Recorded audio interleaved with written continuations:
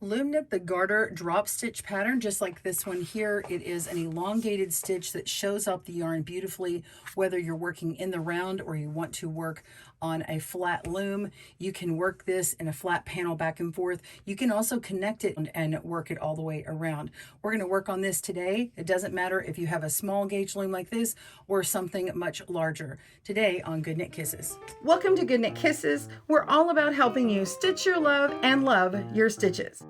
This stitch pattern is perfect for beginners because it works with an E-wrap stitch and a purl. You can't tell that it's E-wrapped, and it gets this really cool elevated look that shows off your yarn. Now again, you can use a small gauge loom like I'm using here, or you can use something spaced out much wider and bigger yarn. To get this written stitch pattern on our blog, be sure and click on the video description link below and get that, as well as my infinity scarf pattern that you can get here. This one is worked in a flat panel back and forth and joined on the ends for an infinity scarf, but I also have a video and a pattern for working the spring vine infinity scarf, which is worked in the round. If you have a much larger loom and you want to make it that way with just a few rows, you can work several rounds and get an infinity scarf that way. It just has a much longer bind off. All right, so get those in the video description link below. Grab your supplies, which is a loom and some yarn and your tool, and let's begin. This stitch pattern works with any number of stitches, whether you're working in the round or you work in a flat panel such as I'm doing right here. You're going to cast on in an E-wrap, double E-wrap method. I've casted on 40 stitches working from this direction all the way to here. And then you need a foundation row of purl. So cast on and purl, and then we're going to meet back up to do this 6-row repeat, which gets you these ridges and this elongated stitch for the drop stitch. Now, if you need reminder refresher videos, we have our lessons in casting on, the E-wrap stitch, and the purl stitch down in the video description link below. I will go over those stitches individually, but casting on, you'll need to do that yourself. So start your cast on over here, end here, and purl all the way back. Pause your video and I'll meet you right here. See you soon.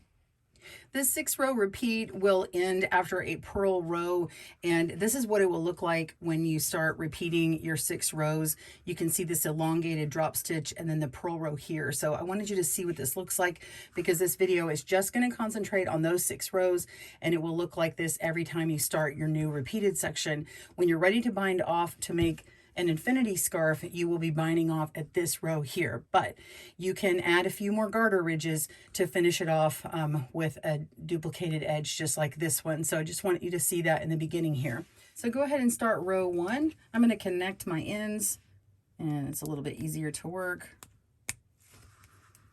And go ahead and we're going to E-wrap row 1. Okay, go all the way around all pegs. Do not skip that first one. Don't slip it. And go ahead and go all the way around. Pause your video and I will meet you on your last stitch. See you soon. Go ahead and E-wrap these stitches, knit over to finish that E-wrap stitch. And then you can go ahead and start your row 2 of this repeat, which is purl. So this is the shortcut. You can go to the front here and start working your purl stitch immediately, and it's like you're working 2 rows in one. So you just purl across, work a few of these stitches, and then knit over the next several and continue working your purl stitches. Okay, now this one's looser because of course I've got my other elongated rows down below. Don't worry about that. Yours will be tighter the first time, and then whenever you've got your repeats on there, it'll be looser like this one is. Okay, go through and purl.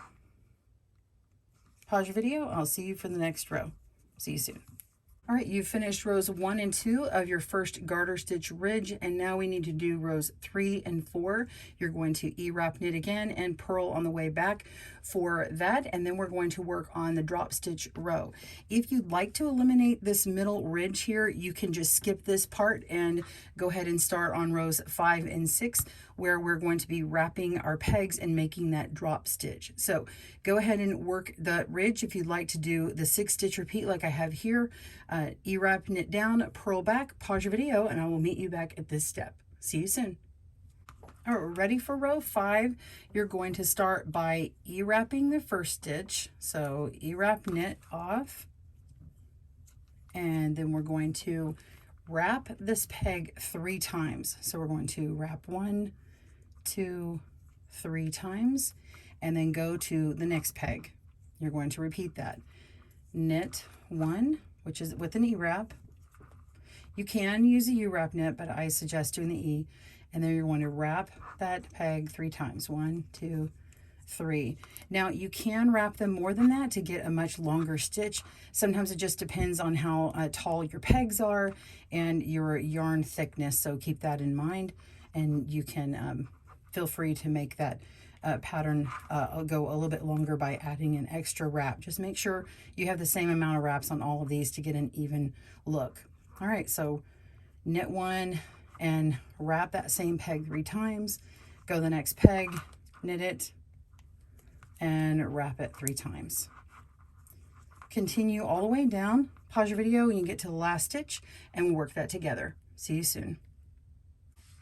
All right, so you're going to keep going until you get to the very last stitch, and go ahead and just E-wrap knit that one, and do not wrap it. So what we're going to do now is for row 6, we're going to pull off all of these drop stitches and then pull down on our work and then purl across. So technically row 6 is actually just purling all stitches across, but you do need to drop these stitches.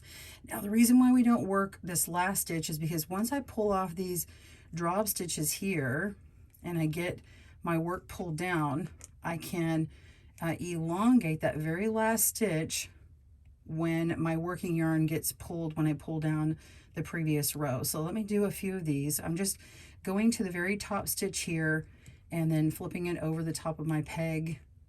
All right, just like that, and getting these long stitches pulled in the back. You can also go to the back and pull them off this way. This is easier to see, like this, and then you just pop it off like that and continue going. Sometimes what I do is I just pop off one and then go and get the first ones done, and then I'll go to the front after I've done several, and then I'll just kind of flip them off with my finger. Okay, that sounds funny. But I'll just pull those like that, and then once I have several done like this, you can see how I'm going to pull it and it will elongate those stitches. Let me show you from the back here. Pulling it, see how it makes those now a much longer stitch here. Now don't worry, I just only did the 2 ridges here. That's why it's not the same height as this. I just wanted to show you what those 2 ridges look like if you eliminate that one. So when I pull this down here, you can see my working yarn is down at the ridges down below here, and it's elongated this stitch. So I'm going to take my working yarn and come up to the first stitch, and on this one I'm just going to pull on that first row, this row below. I'm going to pull on this one and elongate it, keep it elongated while I work the first stitch, as I want to make sure that my working yarn remains long on that first one. Let's pull this off, and we're going to purl this stitch and put it back on here. Okay, so it's really loose. Go ahead and work your next one, and you may need to just work the first few. They're all going to feel loose, but work the first few kind of loose and then pull down to make sure that you still have that elongated stitch. Otherwise it's going to kind of raise up. Now to contrast it with the needle version, the needle version doesn't pull down quite as nicely as that, and so it puts this little extra wounded part here, and it doesn't fully look as pretty as actually the loom version does. See how pretty that looks? And this one, you kind of get a little bit of that garter stitch on the edge. So you can get a really pretty edge doing it this way. All right. So just continue by purling across your dropped stitches, and it will be loose. So you may want to pull down on your yarn here. Make sure you don't have anything bumping you and getting in the way and making these pull off. Okay, and then just do a few more as you go. I wouldn't pull all of them off at once, or this whole thing will come off the loom very easy.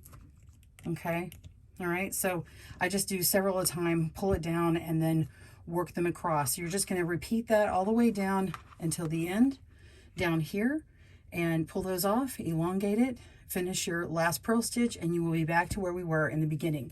You'll just repeat those until you get to the length that you want. Be sure and click down to get the pattern to this one to see how many I did to make my infinity scarf.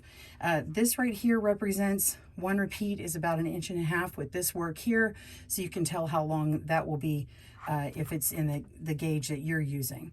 All right, did you like it? Give it a boop if you did. Like that video and hit the subscribe button if you enjoyed this video. I'd love to see you for our next one. Be sure and tag me on Instagram if you post your projects. I love to get those at Good Knit Kisses, and give me a follow there. I want to see what you've made. If you'd like to tell me what loom and yarn you made, be sure and comment down below. I'd love to hear it. Thanks for joining us today, where we help you stitch your love and love your stitches. See you again soon.